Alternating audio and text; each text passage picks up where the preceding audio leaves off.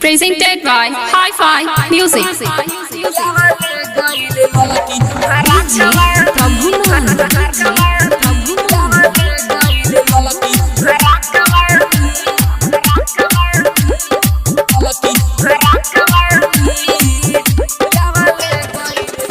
मुहम्मदी सामने से रहे गुजरल जोहिया से ओकरा पर नजर जे पड़ल। हाँ हमरे सामने से रहे गुजरल जोहिया से ओकरा पर नजर जे पड़ल रहे। सुहूरत उनकर सावा लाखवाली रहे। सूरत उनकर सावा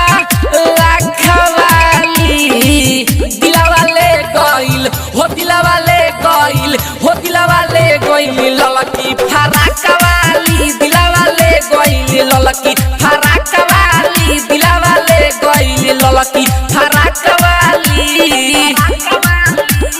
सुपर रिकॉर्डिंग स्टूडियो आदापुर।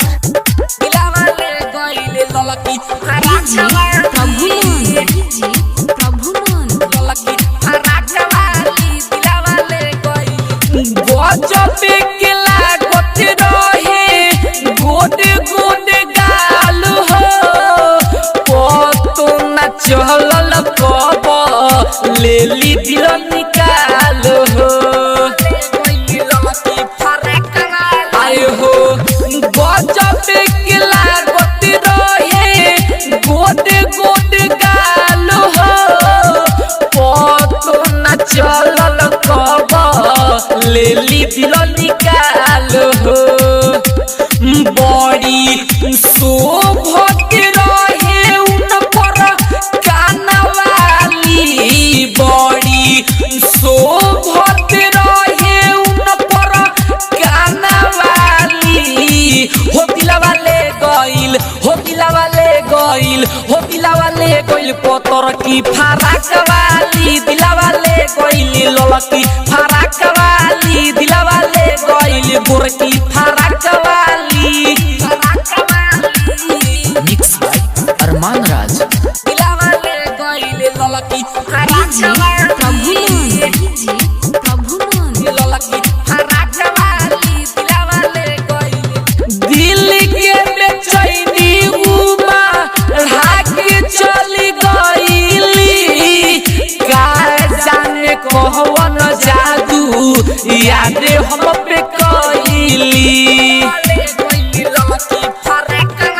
आए हो दिल के बेचैनी उबा ढाके चली गइली का जाने कौन जादू भाई हम पे कइली।